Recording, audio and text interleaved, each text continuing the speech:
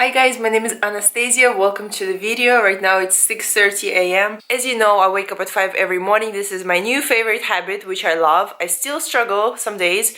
You have to just tell yourself, get up and just get up. I like to start my day with either cardio, doing a class, or maybe going to the gym.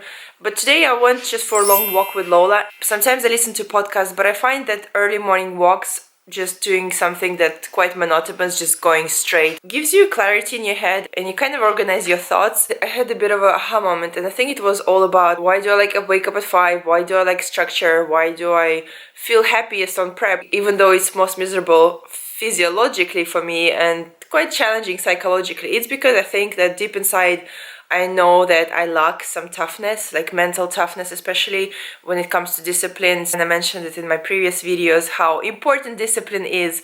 And I think because I want to develop my mental toughness, I like bikini preps, I like bikini competitions, I like the pain you feel in the gym, I like the structure that you need to go every single time, you need to be consistent, you can't just skip something. And this is just the vessel that I chose, and I think that it's very important to be mentally tough because this is life and things will happen to us, and if we cannot control our own desires and emotions and things we need to do and get them done, it will be very hard for us in the long term, especially with things like saying no, being selfish, investing in yourself. And you guys might have your own vessels of how you do it. You don't have to be a competitor to bring that mental toughness. Maybe you're already disciplined, or maybe you need to take care of many people in your family. Maybe you're a single mom. You know, people go through different tragedies in life, and this is just my way. Fortunately or unfortunately, I am mentally weaker than my parents, for example, who had quite hard times living in Russia, as you can imagine. I think a little bit tougher side of me compared to maybe somebody from Europe or States is that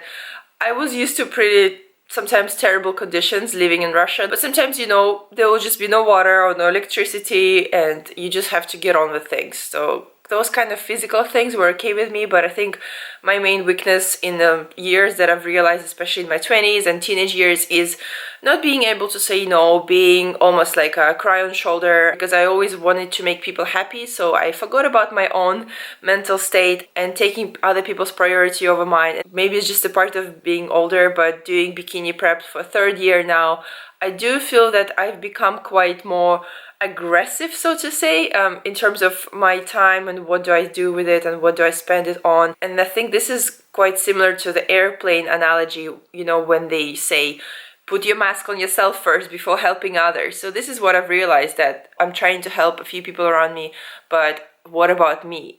You know, when you go home drained and because you've been listening to somebody, you've helped them maybe, but what about you? Who is going to help you? And I hate asking for help when it comes to something personal, like, you know, talking about personal relationships or friendships or anything that I go through. I feel that I should just deal with it myself because maybe I'm only child, that also comes with it. But there's a point there, you just have to be like, nope, I'm only going to spend time with people where you have mutual beneficial, you know, friendship relationship. And again, if you want to help others, you need to make sure you are sorted out first. And this is a beautiful thing about life. I think that in the beginning, you know, you go through struggles and maybe you build your career, you build your business, you try to be more or less successful to whatever degree you can, and then you give back to people. You know, this is why probably you see all these crazy rich people doing charity at the end of the day, because now they can help. Because if they were this smart business person and they haven't earned much money in the beginning and were not strict with themselves in the beginning and were not quite selfish and stingy in the beginning, they wouldn't be able to give all these millions and billions back. And the same applies to everybody else.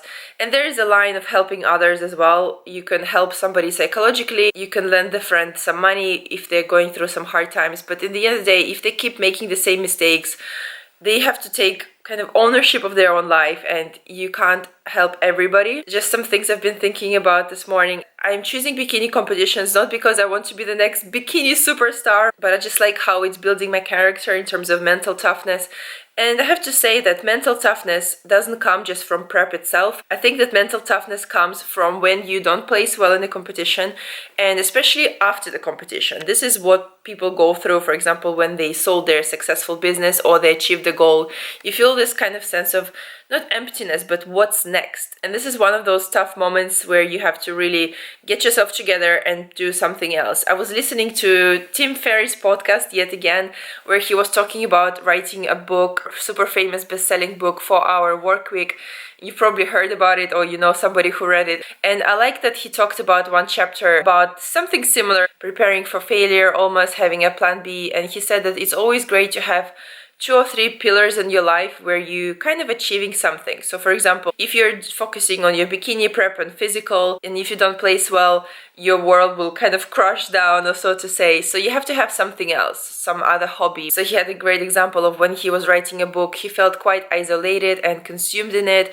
This is why he started doing deadlifts with a coach, because he wanted to have another area in his life where he could feel progressive, even though he could have a really shitty day writing a book or not being productive enough. But then he would have a good time in a session. He would add some weight or just have a good day in general. And that would kind of offset the failure in his book writing. I think I've mentioned this in one of my videos where I was talking what to do before doing a bikini prep. For example, even YouTube, it's such a simple thing that, you know, obviously it's not really making me money. It's just a little hobby, but having this outlet of talking to you guys, seeing, you know, numbers grow, even though it's not about the numbers, but it's just interaction. It's just a little creative outlet. It's almost like a video diary of my life, where who knows what will happen. And I met already some really cool people through YouTube. So it's just another outlet to get positive emotion, I guess. You can do something else completely, you know, if you, let's say, work 9 to 5 and you want to do something more physical, learn a language, maybe